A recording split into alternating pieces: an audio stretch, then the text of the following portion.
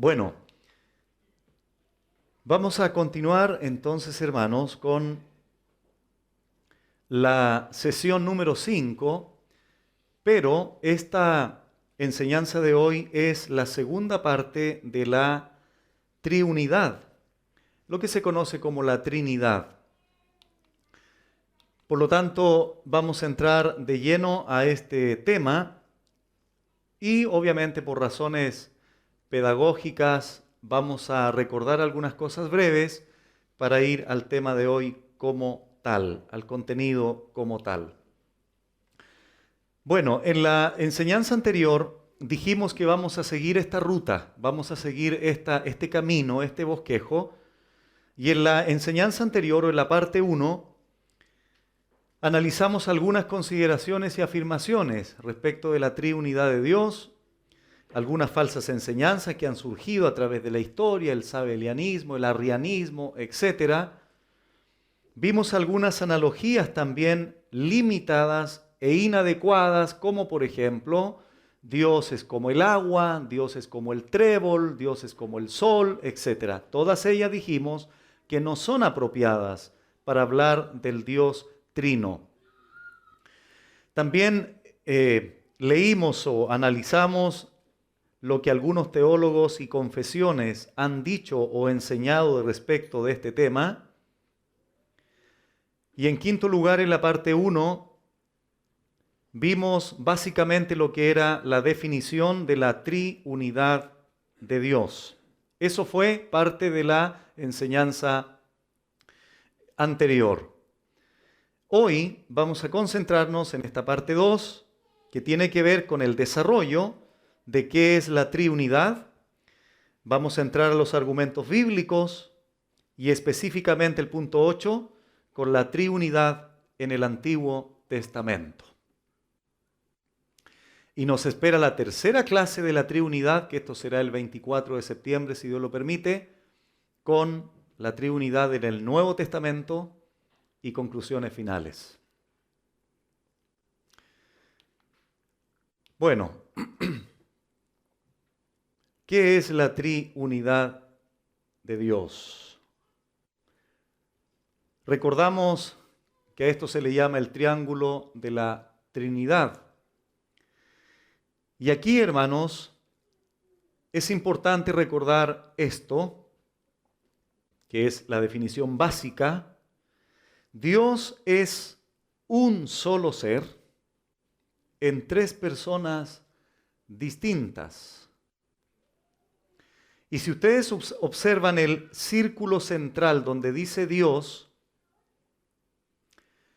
y ahí salimos hacia afuera, Dios es Hijo, Dios es Padre, Dios es Espíritu Santo. O leído desde afuera, el Padre es Dios, el Hijo es Dios, el Espíritu Santo es Dios.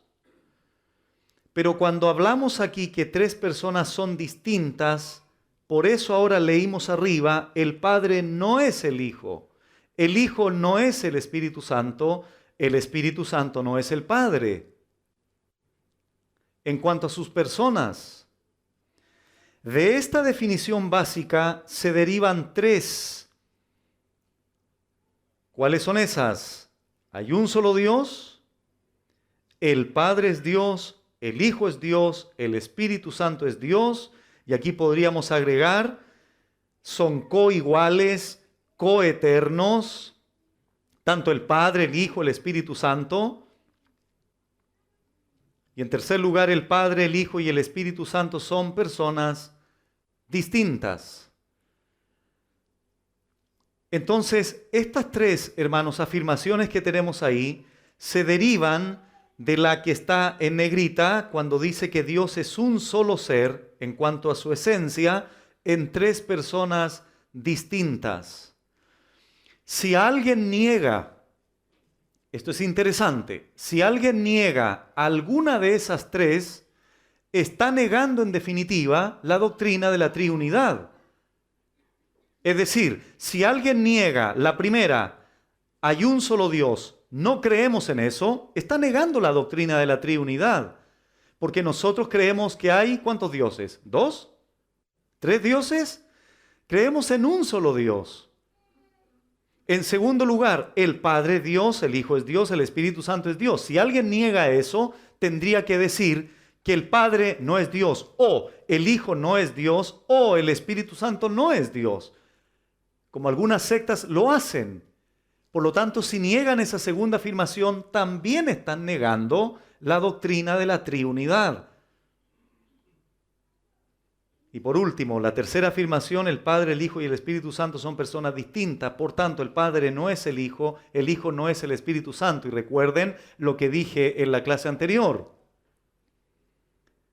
Para distinguir esto de las personas, si yo le dijera a ustedes, el que murió en la cruz fue el Padre, ustedes con toda tranquilidad y seguridad podrían decirme, no, pastor, el que murió en la cruz fue el Hijo.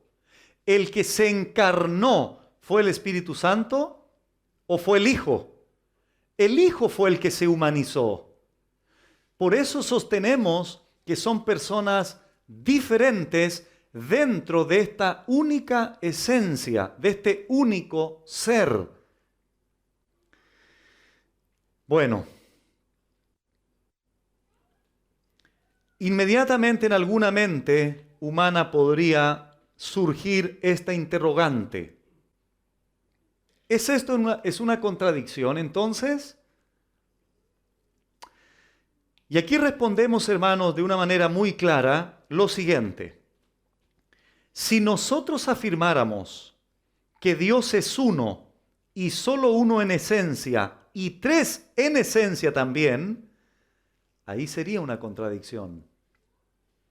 O si dijéramos Dios es una persona y tres personas en persona, también sería una contradicción. La ley de la no contradicción o principio de la no contradicción dice que algo no puede ser algo y no serlo al mismo tiempo o en la misma manera o relación. Nosotros decimos que Dios es uno en esencia, tres en persona. No afirmamos lo mismo, son cosas distintas. Uno en esencia, uno en sustancia. Vamos a explicar de ahí a lo que me refiero cuando hablo de aquello. Y tres en persona. Sería entonces una contradicción si afirmáramos lo mismo. Dios es uno en esencia, tres en esencia. Hermanos, miren, yo puedo ser padre y ser hijo al mismo tiempo, ¿verdad? Pero no puedo ser mi propio padre. Y tampoco puedo ser yo mi propio hijo. Pero sí puedo ser padre e hijo al mismo tiempo. Como lo dije en la clase anterior también, esto se torna difícil, hermanos, porque nosotros estamos acostumbrados a los puntos de referencia que tenemos en nuestra propia perspectiva o experiencia. Nosotros como seres humanos, ¿qué afirmamos? Yo soy un ser, tú eres un ser. Pero en nuestra experiencia humana nosotros entendemos que un ser es una persona también. Jamás concebimos nosotros que yo soy un ser, dos personas. Sería extraño, ¿no? Un ser, tres personas, menos 10 personas. No concebimos eso en nuestra mente, menos en nuestra experiencia humana, porque no somos así. Yo soy un ser, por tanto, una persona. Soy una persona, por tanto, un ser. Pero no concebimos, insisto, que seamos un ser y 10 personas. Resulta ser que cuando venimos a Dios, Él es un ser, tres personas. Y como nosotros, humanamente hablando, no tenemos otra experiencia humana como punto de referencia en ese sentido, es que nos cuesta entenderlo. Pero es lo que la Biblia dice o enseña respecto de Dios. La doctrina de la triunidad es uno en esencia, tres en personas. Y en este sentido, hermanos, esta doctrina podría ser un misterio, porque es difícil de entender, pero nunca una contradicción. Podríamos estar de acuerdo en que esta doctrina es una paradoja, una aparente contradicción, pero nunca, repito, una contradicción. ¿Por qué? Porque son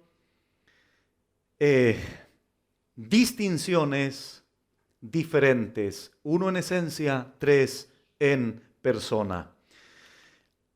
Miren ustedes lo que señala Oliver Buswell en su teología sistemática con respecto a este punto. Él dice, es esencial para la fe cristiana que Dios sea uno solo y que Dios subsista como tres personas, cada una de las cuales es Dios. Que Dios sea trino y uno por naturaleza es un misterio y considerado por los incrédulos como una contradicción. Se dice que Fosdick dijo, la doctrina de la Trinidad es una contradicción en aritmética. Bueno, es obvio, ¿no? En matemática 1 es 1 y 3 son 3. No 1 son 3, ni 3 es 1. Bueno, esa es una conclusión humana. Por supuesto, esta declaración no es verdadera. Ningún trinitario sostiene que, al mismo tiempo y en el mismo sentido, 1 es igual a 3. Sin embargo, la Biblia enseña que hay un Dios, no tres dioses, y que hay tres personas, cada una de las cuales es deidad. El ser de Dios es complejo. Es complejo, sobre todo en esta doctrina. De hecho, hermanos, permítanme recordarles también esto. Acuérdense que cuando nosotros nos acercamos a una doctrina bíblica, por ejemplo, la predestinación, y así otras tantas doctrinas, la unión, por ejemplo, de Dios hombre, de Dios, la naturaleza divina y humana de Jesucristo, cómo ellas conviven en la propia vida del Señor cuando vino a esta tierra, por ejemplo, es complejo entenderlo. Pero hermanos, el consejo es el siguiente: en la medida que avanzamos en la vida cristiana, interiorizándonos en la lectura, escuchando una y otra vez la doctrina de la palabra del Señor, nuestro entendimiento se va expandiendo un poco más, y avanzan los años y entendemos mejor de lo que entendíamos al principio, por ejemplo, cuando nos convertimos. De ahí la importancia de nuestra responsabilidad de estar continuamente escuchando, analizando, evaluando, leyendo la palabra del Señor, porque nuestro entendimiento no es el mismo al principio de nuestra conversión que en el desarrollo o en el futuro en nuestra conversión. Vamos entendiendo mejor cada vez más. Y seguramente esta doctrina la van a tener que escuchar o la vamos a tener que seguir escuchando varias veces para poder comprenderla un poquitito más de lo que estamos diciendo. Muy bien. McCune, citando a Chet, dijo lo siguiente: por unidad de Dios entendemos que existe solo una esencia. Entre paréntesis, esto es muy importante, la totalidad o la plenitud de las infinitas perfecciones de Dios. Todo lo que Dios es como tal. Leo de nuevo, por unidad de Dios entendemos que existe solo una, más que una, esencia en la deidad. Y esta única esencia domina de forma total, igualitaria y eterna cada una de las tres personas de la deidad sin división o multiplicación. La única esencia es simultáneamente tres personas y lo es de manera eterna, lo cual significa que Dios no existió de forma particular en su esencia antes de llegar a ser trino. Esto también significa que Dios jamás dejará de ser tres personas. Es decir, Dios siempre es, fue, es y será 3 personas en esa única esencia. No es que en algún momento empezó a ser Padre, porque es eterno, no tiene principio ni fin. No es que el Hijo empezó a ser Hijo 2 años más tarde, 5 años más tarde, después. Tampoco significa que Dios en algún momento dejará de ser 3 personas. Siempre es un eterno presente en esa única esencia, 3 personas. Bueno, vamos a este problema a continuación. ¿Cómo definir esencia? Un sinónimo de esencia, sustancia, naturaleza, eso lo pueden también observar ustedes en algunos libros. Y a ver si podemos explicar esto, hermanos. Esencia es aquello que determina, o entre paréntesis, la propiedad de aquello, es aquello que determina a un ser o una cosa y sin la cual no sería lo que es. Aquello que constituye la naturaleza de las cosas, lo que es característico a esa cosa o ser. Si lo atribuimos a Dios, lo que Dios es en sí mismo, un solo ser. Y esto se expresa o intuye por revelación divina a través de sus atributos incomunicables. Como citamos anteriormente, la esencia es la totalidad, la plenitud de las infinitas perfecciones de Dios.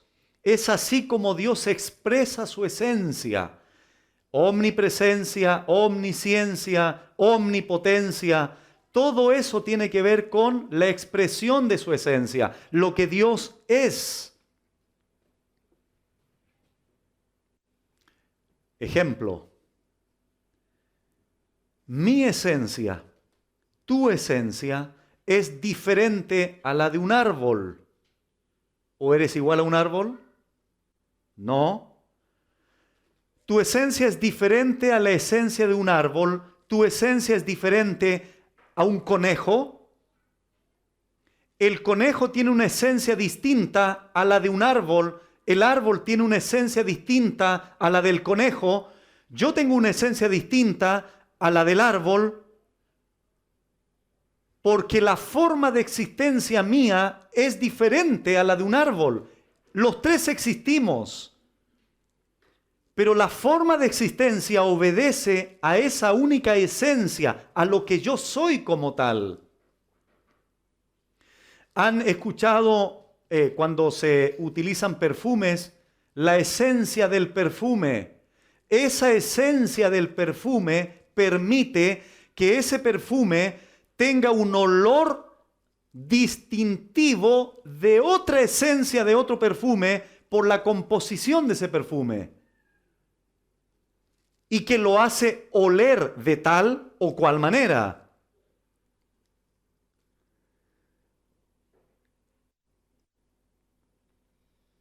En Colosenses 2:9 recordamos este pasaje, porque en él, hablando del Señor, habita corporalmente toda la plenitud de la deidad.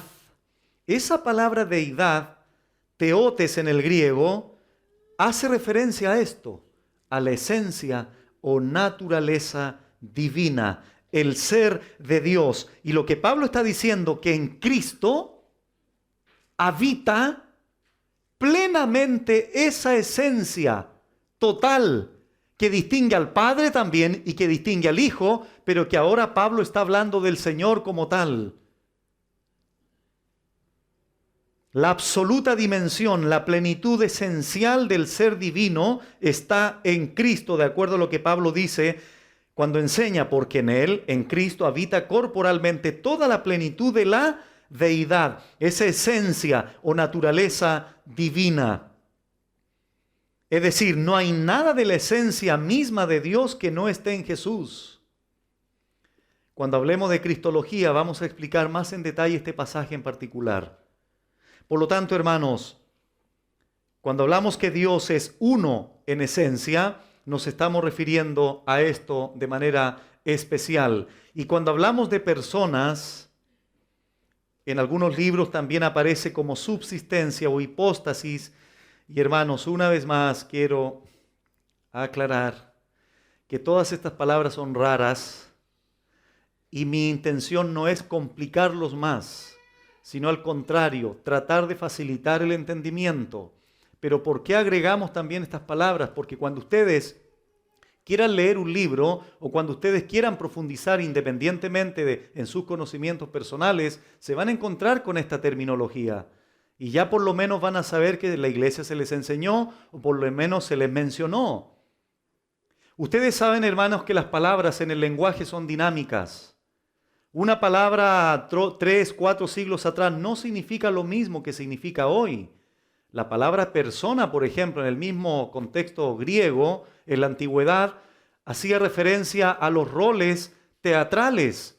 Cuando alguien quería reflejar, por ejemplo, una tragedia, había una máscara, había una función, una funcionalidad donde los actores se la ponían y eso era una persona para reflejar la tristeza, la tragedia.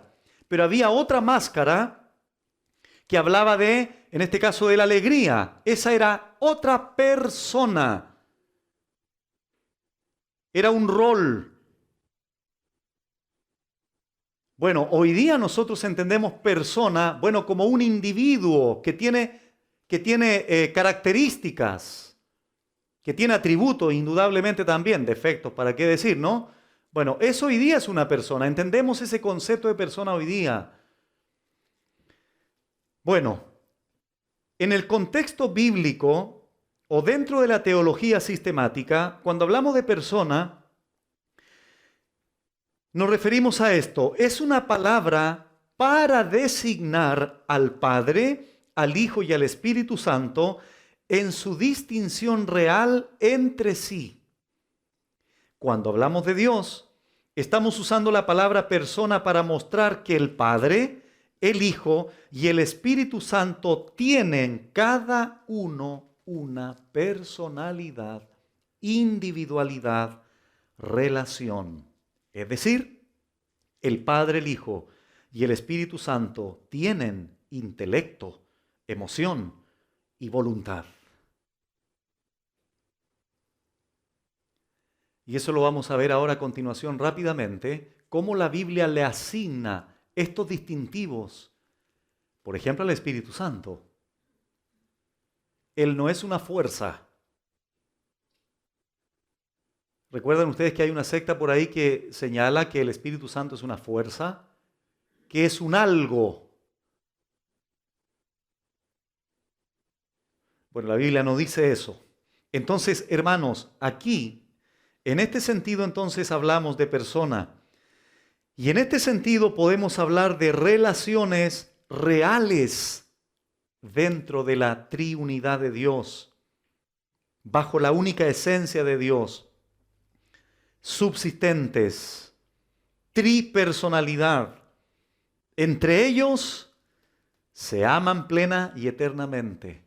Ellos están plena y eternamente satisfechos en sí mismos.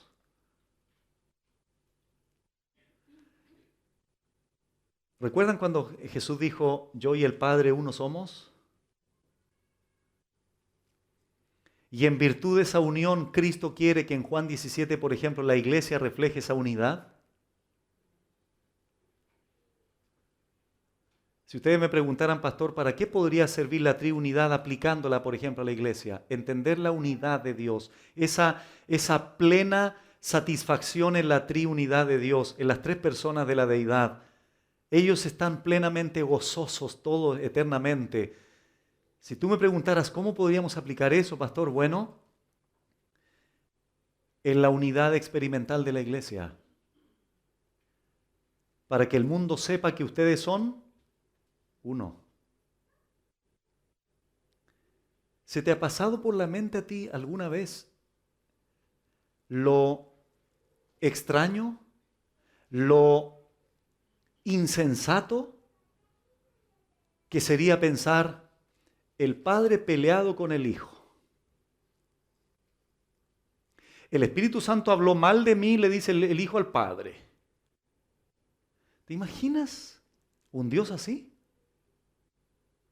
Ellos se aman eternamente, están satisfechos eternamente, no necesitan a nadie externo a ellos, son eternamente gozosos, unidos en esa única esencia. Y Dios ahora quiere manifestar o reflejar esa unidad a su iglesia, donde somos muchos, pero nos distingue una unidad ¿en quién? En Cristo. Por eso Juan 17, Cristo dice eso. El mundo tiene que saber que yo estoy en ustedes por la unidad y en el amor expresado en esa unidad los unos para con los otros. Bueno, entonces si tú quisieses tener un punto de referencia también, solo, siempre limitado obviamente, cuando hablamos de una persona, inmediatamente nosotros vamos a pensar en nosotros mismos, porque ese es el punto de referencia, o la otra persona que está al lado de nosotros. El problema es que nosotros somos defectuosos, somos pecadores. Entonces, en ese sentido, no podemos atribuir ese aspecto de la persona a Dios, porque Dios es perfecto, Dios es santo, Él es puro. Pero si hay algo bueno en nosotros, deberíamos elevar eso a la infinitud en Dios. Pero no lo malo de nosotros como personas, porque Él se separa de nosotros de una manera obviamente indudable, porque Él es santo, santísimo, Él es perfecto, Él es infinito, Él es puro. Nosotros como personas no. Por lo tanto, cuando hablamos de personas en Él, vamos a hacer esta distinción que la Biblia le da también en lo siguiente. Observemos a continuación entonces los elementos para afirmar que, por ejemplo, el Espíritu Santo es una persona.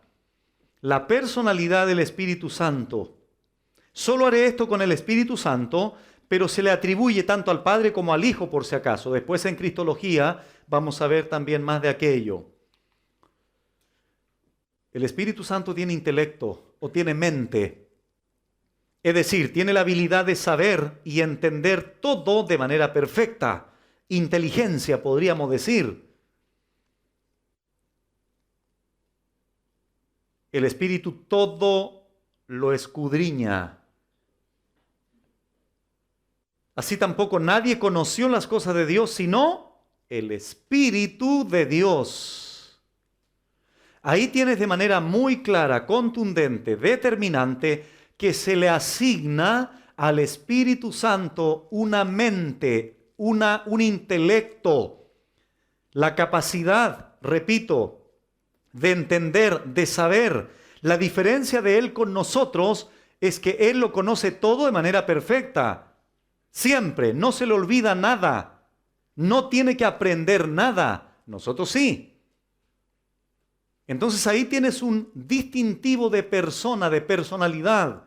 En segundo lugar, tiene emoción. ¿Emoción, pastor? Claro. Tiene la habilidad de experimentar emoción. En este caso, Efesios 4:30, no contristéis al Espíritu Santo de Dios. Pablo o Dios estaba consciente que el pecado en la iglesia en Éfeso tendría la posibilidad de causar dolor a la persona del Espíritu Santo. Por eso se utiliza el verbo contristar.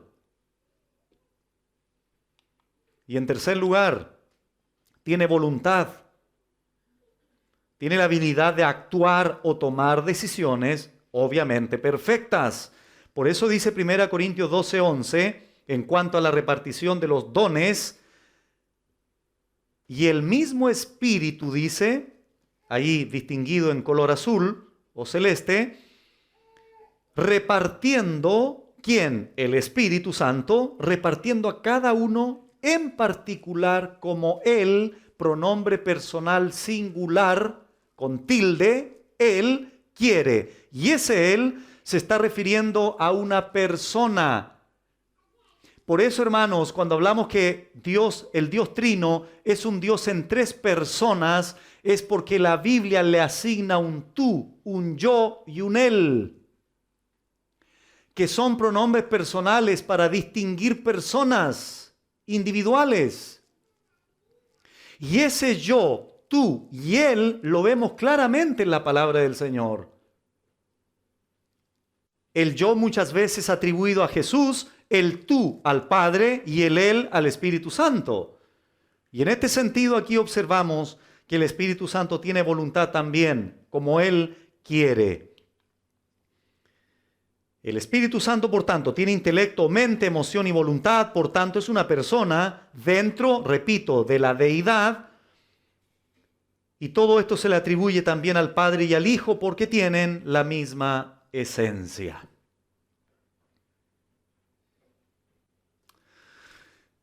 Bueno,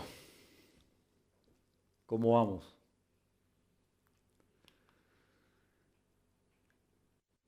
Avancemos al punto 7 de nuestro bosquejo y 8, argumentos bíblicos y la triunidad en el Antiguo Testamento. No olvidar esto, Dios es uno, no tres. Dios es uno. Nosotros no creemos en el triteísmo, tres dioses. No, creemos en el único Dios verdadero, tres personas. Dios es uno. Deuteronomio 6:4, que es lo que se conoce como el Shema, porque oír o oye en hebreo es Shema. Era tan importante esta enseñanza, hermanos, que todos los padres, todas las familias hebreas, y no solo ellos, sino también hoy día nosotros, debían enseñarle a sus hijos, colgarle en sus manos, en sus frentes, en las paredes de sus casas, al ir por el camino, al acostarse. Eso era algo que las familias debían hacer con sus niños, con sus hijos. Es lo que las familias hoy deben hacer, seguir haciendo, enseñando la Biblia a sus hijos. Porque es un mandato del Señor. ¿Y por qué era tan relevante enseñar esto en particular? Jehová uno es. Porque no olviden que las naciones paganas que rodeaban a Israel eran politeístas. Creían en varios dioses. Pero el Dios verdadero de Israel debía revelarse a estas familias hebreas, a su pueblo Israel, como Jehová uno es.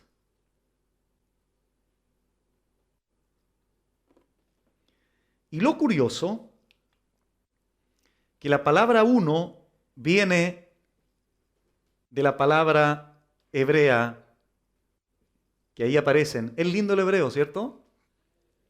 A ver, lean toda la palabra hebrea, a ver. No, es broma. Yo tampoco sé cómo se lee eso. O sea, se pronuncia así, ejad. Y lo interesante, hermanos, de esta palabra, que se utiliza en Deuteronomio 6:4 y en otras porciones de la Biblia también, tiene dos aspectos. Único. Y por eso en Éxodo 23, Moisés dice, no tendrás dioses ajenos delante de mí. ¿Por qué? Porque soy uno, soy único, no hay más. Todo lo que las demás naciones paganas alrededor de Israel sostienen, muchos dioses, no, yo soy único. Ejad, único, no hay más. Yo soy el verdadero. Por eso también Isaías dice, y fuera de mí no hay Dios. Ese sentido tiene la palabra ejad o uno en el hebreo. En segundo lugar, uno compuesto, pluralidad. Esa palabrita uno, por ejemplo, Por tanto, dejará el hombre a su padre y a su madre, y se unirá a su mujer, y serán ejad. Misma palabra hebrea, pero dice una sola carne. Pero observamos en Génesis 2:24 que hay dos elementos, ¿cierto? ¿Cuáles son los dos elementos? Hombre, mujer. Pero a esos dos individuos, Dios dice, se vuelven uno. Una sola carne, uno compuesto. Entonces ese, hermanos, es el sentido teológico de la palabra uno. No solo único, como Dios verdadero, sino también uno compuesto, que involucra dos elementos, tres elementos, cuatro elementos. Entonces Dios, hermanos, es un Dios relacional, es uno relacional de tres. Los matrimonios son uno relacional de dos, hombre-mujer. Me refiero a la palabra como tal, uno, unidad en pluralidad. Ahora, el único ser, hermanos, el único ser que es uno, relacional es Dios. ¿Sabe por qué? Porque es el único ser donde hay tres personas. Yo, por ejemplo, no puedo ser uno relacional conmigo mismo porque yo soy una persona. ¿Me explico? Oye, Adiel, ¿cómo estás? Uy, aquí ando, más o menos. No me puedo relacionar a sí mismo. ¿Por qué? Porque soy una sola persona. En Dios, en esa única esencia, hay tres personas. Y por eso en ellos, en esa deidad, puede haber esta relación intratrinitaria de amor, de gozo y todos los atributos que ustedes ya hemos estudiado como tal. Por lo tanto, en Dios hay singularidad y pluralidad. Singularidad en cuanto a su esencia, pluralidad en cuanto a sus personas. Avancemos. Los versículos que vamos a revisar a continuación, y esto es muy importante tenerlo en consideración, no todos hablan de un Dios trino de manera explícita, pero hay atisbos, hay indicios o distinciones de más de una persona por implicación o inferencia. Así que aquí entramos de lleno ya a la triunidad o a la pluralidad de personas en el Antiguo Testamento. Voy a colocar estos tres versículos al mismo tiempo. Miren, hermanos, si nosotros observamos, quiero que por favor pongan su mirada en Génesis 1 del 1 al 3. Obviamente facilitamos a ustedes la lectura y la comprensión poniendo en colores ahí lo que queremos distinguir. En los versículos del 1 al 3 tenemos a Dios. En el principio creó Dios los cielos y la tierra. Y después tenemos, y el Espíritu de Dios se movía sobre la faz de las aguas. Y dijo Dios, sea la luz, y fue la luz. De una manera muy clara y explícita, por lo menos vemos a Dios, ¿verdad? La palabra Dios, Elohim, una palabra también plural, que se podría traducir dioses, pero no es ese el énfasis que quiero poner ahora, sino que Dios y Espíritu. Está claro, ¿verdad? No hay que hacer ningún esfuerzo para hacer esa distinción. Por lo tanto, ya observamos allí esta distinción. Sin embargo, vemos ahora cuando Dios dijo en el verso 3, sea la luz. ¿Y por qué lo destaqué con celeste? Porque como esto pertenece a la revelación progresiva de Dios, nos vamos a adelantar solo por esta ocasión para que valga la explicación, de tomar algunos pasajes del Nuevo Testamento para hacer en este caso el complemento y la armonía o la coherencia. Sea es un verbo, ¿no? Y si leemos Juan 1 del 1 al 3 dice así, en el principio era el verbo. La pregunta es, ¿el principio de qué? El principio de la creación. Esto nos lleva a Génesis 1. Y el verbo era con Dios y el verbo era Dios. El mismo verbo está con y era Dios. Eso lo vamos a explicar más cuando lleguemos a Cristología. Y el verbo era Dios. ¿Quién es este? El verbo era en el principio con Dios. Todas las cosas, atención con esto, por Él. Pronombre personal. Él. Y aquí en el contexto de Juan 1, Él. ¿A quién hay que atribuirlo? Al verbo. ¿Y quién es el verbo? Cristo. Fueron hechas y sin Él, nuevamente, pronombre personal refiriéndose al verbo, nada de lo que ha sido hecho fue hecho. Otro pasaje, Colosenses 1:16, hablando de Cristo también. Porque en Él, pronombre atribuido a Cristo, fueron creadas todas las cosas. Nuevamente nos lleva Pablo en Colosenses a la creación. Génesis 1. Porque en Él fueron creadas todas las cosas. Al final dice, todo fue creado. ¿Y cuándo se creó todo? Génesis 1 y 2. Todo fue creado por medio de Él, Jesús, y para Él, Jesús. Muy bien, ¿qué es lo que quiero decir finalmente? Y aquí no quiero ser dogmático, pero ¿no les llama la atención comparando Juan 1, Colosenses 1, con Génesis 1, donde dice que cuando Dios dijo, sea, y en ese verbo hubiese estado el Hijo por medio de Él, trayendo a la existencia todo de la nada bajo el poder de Dios y del Espíritu Santo? Porque vamos a ver después que el Padre, el Hijo y el Espíritu Santo han creado el universo.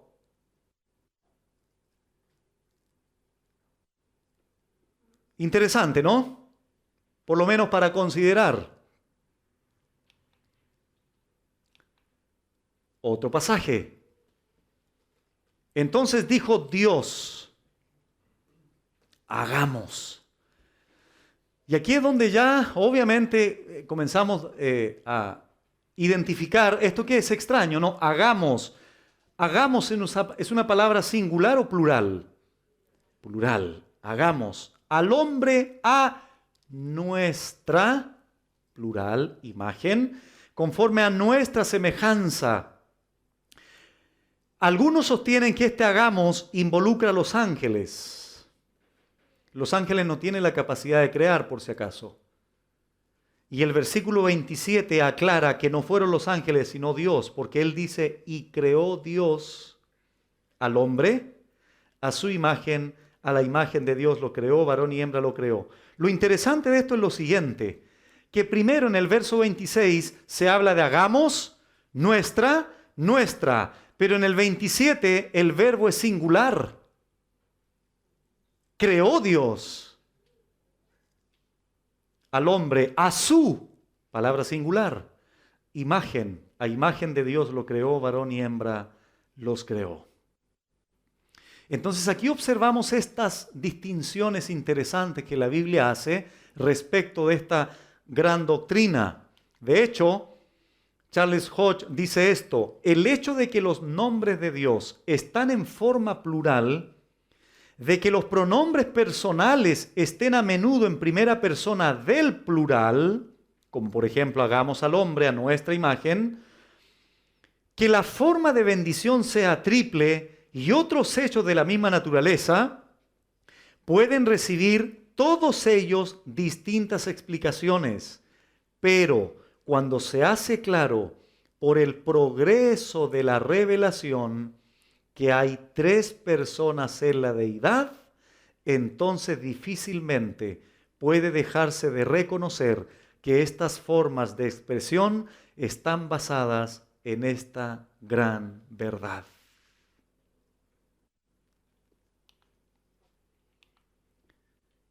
Y dijo Jehová Dios, otro ejemplo. Jehová, el autoexistente, el yo soy, Dios, el Elohim. He aquí el hombre, dice Jehová Dios, es como uno, ejad, la misma palabra anterior, de nosotros. Nosotros. Énfasis en ese pronombre plural. Énfasis nuevamente, Génesis 11, en el contexto de la Torre de Babel. Y dijo Jehová. ¿Qué dijo? Está en negrita allí, subrayado. Descendamos y confundamos. Pluralidad. Énfasis tras énfasis. Miren qué interesante es este pasaje. Y el ángel de Jehová no volvió a aparecer a Manoa ni a su mujer, padre de Sansón, por si acaso. Entonces conoció Manoa que era el ángel de Jehová. Paréntesis, muchos teólogos y eruditos están de acuerdo en que el ángel de Jehová hace referencia a Jesús preencarnado en el Antiguo Testamento. Y dijo Manoa a su mujer, ciertamente moriremos. ¿Por qué? Porque a Dios. Primero dice ángel de Jehová, ahora Dios, y después en el versículo 25 dice, y el Espíritu de Jehová comenzó a manifestarse en él en los campos de Dan, entre Sora y Estaol. Vemos ahí ángel de Jehová, vemos ahí a Dios y vemos el Espíritu de Jehová. Interesante, ¿no?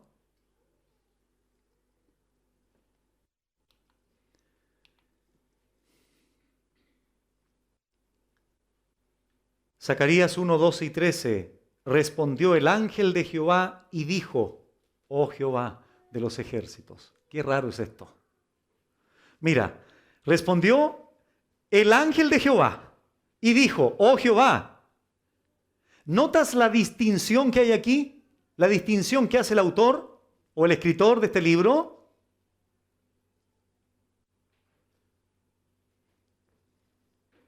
Después dice en el 13, y Jehová respondió buenas palabras, palabras consoladoras, al ángel que hablaba conmigo. El ángel de Jehová intercedió a Dios el Padre a favor de Israel. Entonces ahí distinguimos dos personas. El famoso pasaje de Isaías 6, esa gran visión que Isaías tuvo. Y aquí observamos algo interesante también. Después oí la voz del Señor, dice Isaías.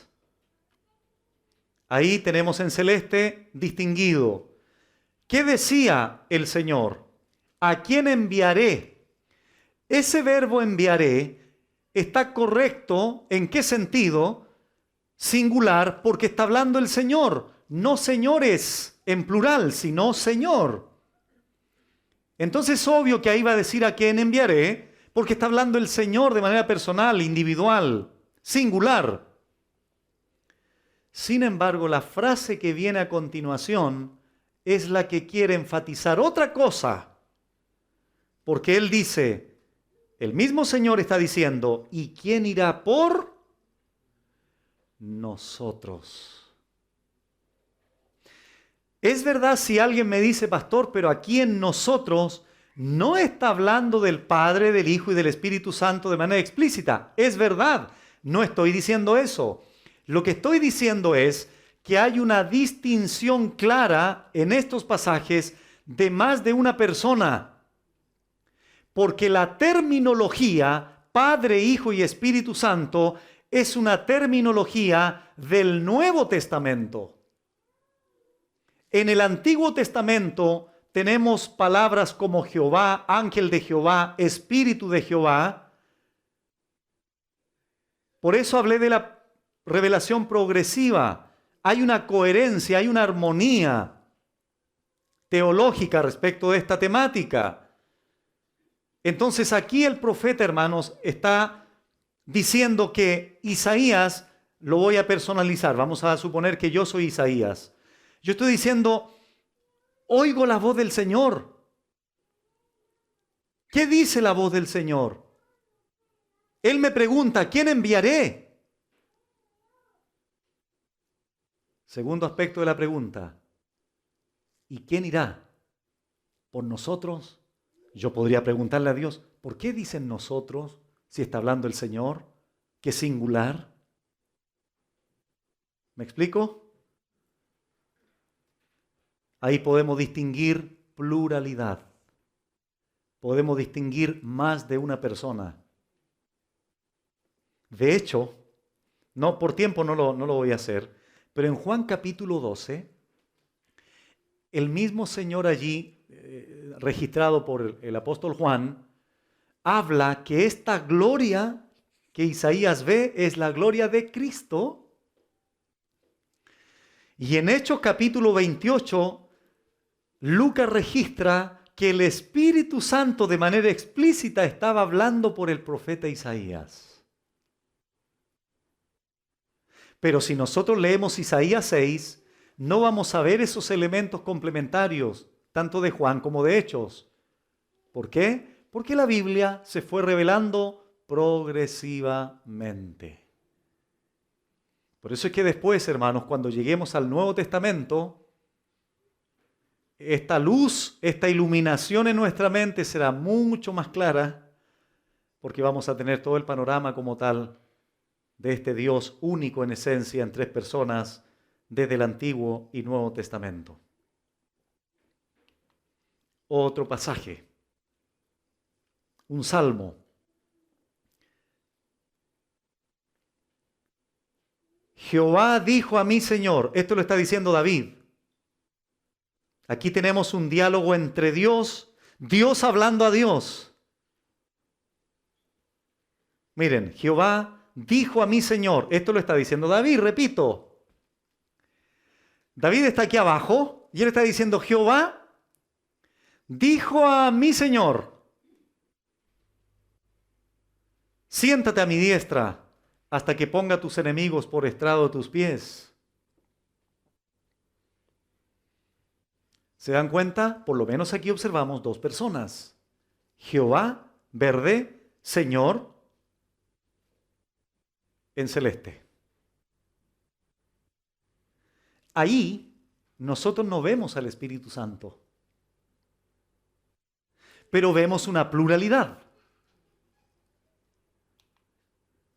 Pero, miren este pasaje de Mateo 22, 41 al 46. Está citando el mismo Salmo 110. Pero miren lo que ahora añade Mateo. Leámoslo todo para tener el complemento de lo que estoy diciendo. Y estando junto los fariseos, Jesús les preguntó, diciendo, ¿qué pensáis del Cristo? ¿De quién es hijo? Le dijeron de David. De David. Él les dijo, pues ¿cómo David en el Espíritu le llama Señor? Ahora, observen el 110.1. No ves el Espíritu ahí de manera explícita, ¿verdad? No. Pero en Mateo se nos añade este elemento diciéndonos que es el Espíritu el que lleva a David a decir lo que dijo. Le llama Señor diciendo, dijo el Señor a mi Señor, siéntate a mi derecha hasta que ponga a tus enemigos por estrado de tus pies. Pues si David le llama Señor, ¿cómo es su hijo? Y nadie le podía responder palabra, ni osó alguno desde aquel día preguntarle más. En este pasaje entonces complementario del Nuevo Testamento, estamos entendiendo que en ese Salmo 110, aunque no aparecen las tres personas de manera explícita, sí tenemos a Jehová por un lado y al Señor por el otro. Pero como la revelación es armónica, coherente, complementaria y progresiva, tenemos ahora en Mateo el otro elemento, la otra persona, el Espíritu Santo hablando por David.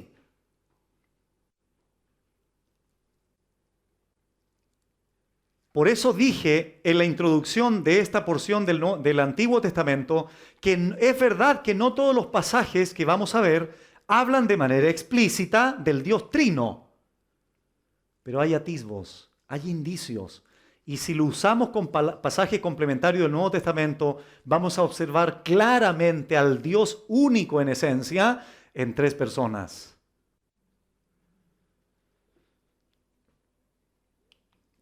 Otro pasaje, todo del Antiguo Testamento.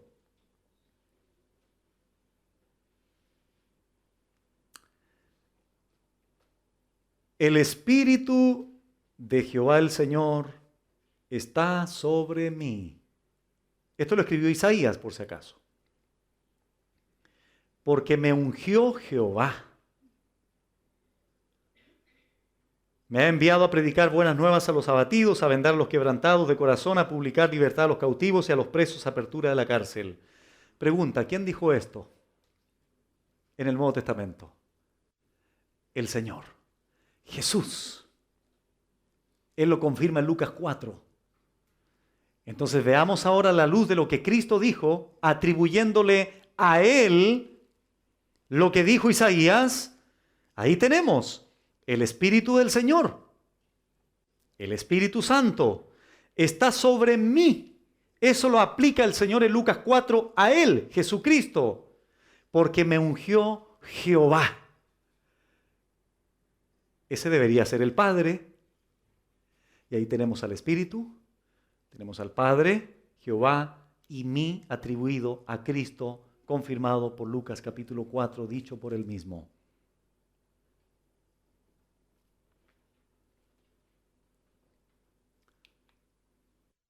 Otro pasaje más. Malaquías 3 del 1 al 2. He aquí, yo envío mi mensajero, el cual preparará el camino delante de mí y vendrá súbitamente a su templo, el Señor, a quien vosotros buscáis, y el ángel del pacto a quien deseáis vosotros, he aquí viene, ha dicho Jehová de los ejércitos. ¿Y quién podrá soportar el tiempo de su venida? ¿O quién podrá estar en pie cuando Él se manifieste?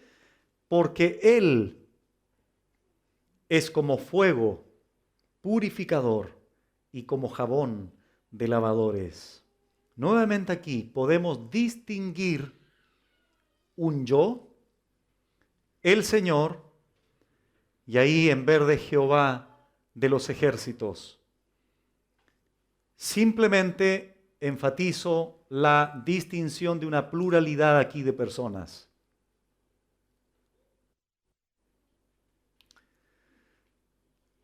Este es el último pasaje. Isaías 48, 16, donde dice, acercaos a mí, oíd esto, desde el principio no hablé en secreto, desde que eso se hizo, allí estaba yo, y ahora me envió Jehová el Señor y su Espíritu. ¿Qué observamos aquí nuevamente en colores diferentes? Un yo, Jehová el Señor y Espíritu.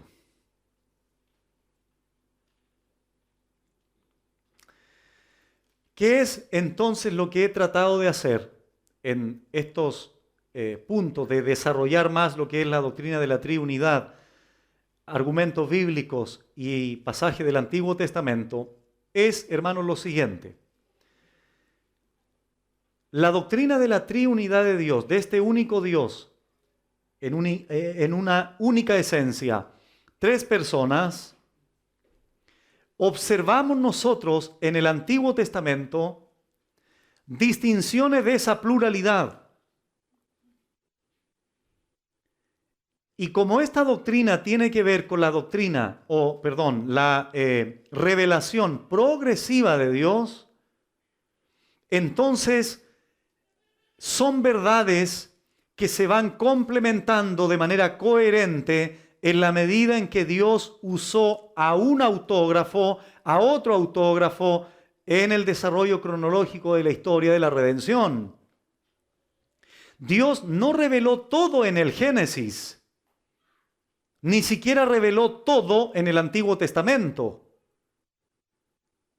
Dios, en su revelación completa, estableció o determinó completar su revelación, incluyendo el nuevo pacto, libro de Mateo hasta Apocalipsis, y en el sentido específico de la doctrina de la Trinidad, no queda exento tampoco de ese principio como tal. Y esta es la razón por la que observamos en el Antiguo Testamento indicios, atisbos, distinciones de esa pluralidad de Dios, pero no señalado de manera específica con la terminología del Nuevo Testamento, Padre, Hijo y Espíritu Santo. Cuando tengamos la explicación o cuando tengamos la evaluación de la triunidad del Nuevo Testamento, entonces vamos a poder discernir y evaluar mejor lo que vimos en el Antiguo Testamento, porque vamos a tener los elementos ahora complementarios del Nuevo Testamento para así tener la suma de tu palabra es la verdad, como dice el Salmo 119, versículo 160. Entonces, ¿cuál es mi consejo finalmente? Que cuando tengamos estas tres exposiciones de manera específica con respecto a la triunidad de Dios y tú te sientes a verlas de manera completa las tres, entonces vas a poder entender mucho mejor la doctrina como tal de la triunidad. Un poco mejor digo, no en su totalidad, por todas las limitaciones que ya hemos señalado anteriormente.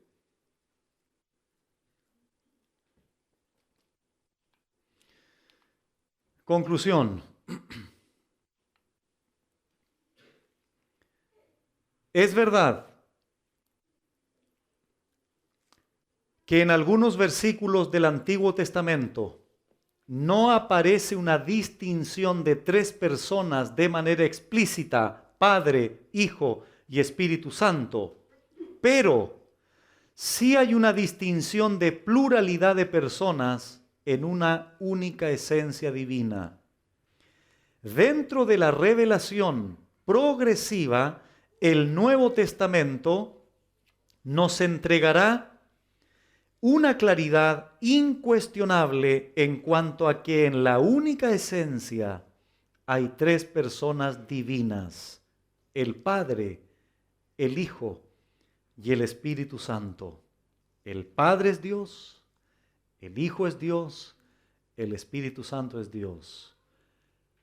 El Padre no es el Hijo en cuanto a su persona. El Hijo no es el Espíritu Santo en cuanto a su persona. De hecho, hay una funcionalidad en la salvación, por ejemplo, que va a ser un tema del Nuevo Testamento cuando lo expongamos en la siguiente enseñanza. Y eso es interesante, hermanos. ¿Por qué? Porque nuestro único Dios verdadero se ha involucrado activamente en nuestra salvación. El Padre, el Hijo y el Espíritu Santo. Les pido que abran sus Biblias en Apocalipsis capítulo 1.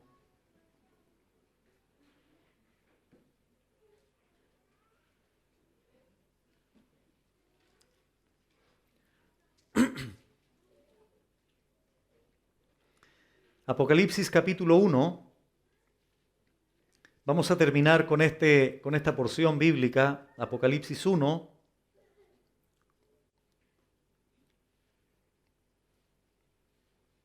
del 4 en adelante.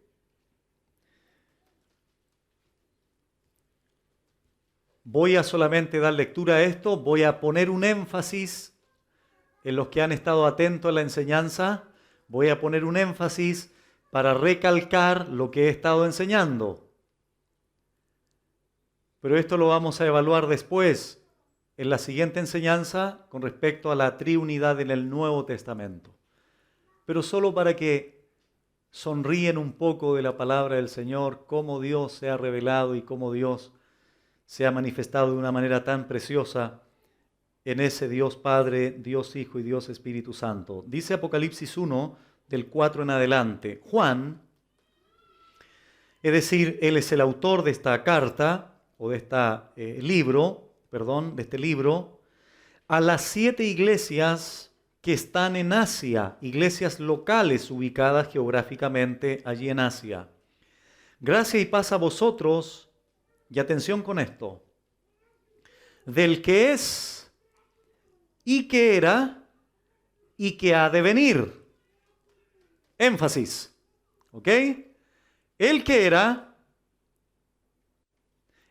el que es, y que era, y que ha de venir. Esa expresión enfatiza algo. ¿Bien? Conector y de los 7 espíritus que están delante de su trono. Otra expresión que enfatiza otra cosa. Y, conector, verso 5, de Jesucristo, el testigo fiel. Sigue agregando, el primogénito de los muertos y el soberano de los reyes de la tierra, al que nos amó y nos lavó de nuestros pecados con su sangre y nos hizo reyes y sacerdotes para Dios su Padre. A Él sea gloria e imperio por los siglos de los siglos. Amén. El que es, que era y que ha de venir, los 7 espíritus que están delante de su trono y de Jesucristo el testigo fiel. Qué lindo, ¿no? Ya, pero díganos quién es el Padre, quién es el Hijo, quién es el Espíritu Santo. No, eso va a ser la siguiente enseñanza. Simplemente estoy leyendo este pasaje para observar claramente cómo Dios se ha revelado en su palabra como un único Dios, verdadero Dios, 3 personas. Bendito Padre, bendito Hijo y bendito Espíritu Santo. Oramos. Padre bendito, gracias te damos a través de tu Hijo Jesucristo, porque tú eres un Dios excelso, sublime,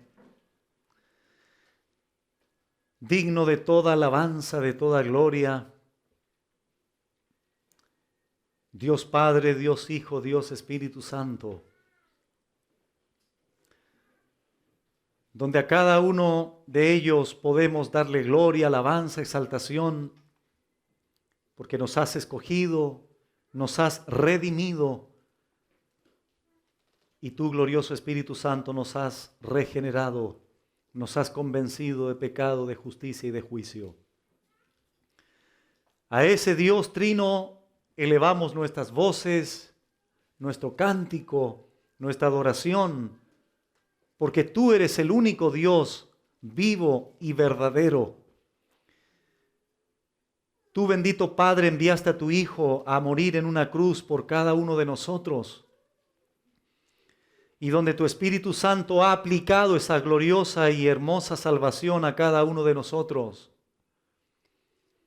Por eso, una vez más, nos rendimos delante de ti para exaltarte, para glorificarte, para decirte gracias, porque te has revelado en tu santa palabra, no solo en esa revelación general a través de la creación, sino que además te has revelado individualmente a cada uno de nosotros y en tu santa palabra para guiarnos, para orientarnos. Te alabamos, Señor, te bendecimos. Y gracias por enseñarnos una vez más de que tú eres el único Dios vivo y verdadero, todopoderoso, soberano, en tres personas distintas, Padre, Hijo y Espíritu Santo. A ti oramos agradeciéndote toda esta enseñanza y lo hacemos a través de Jesucristo tu Hijo. Amén.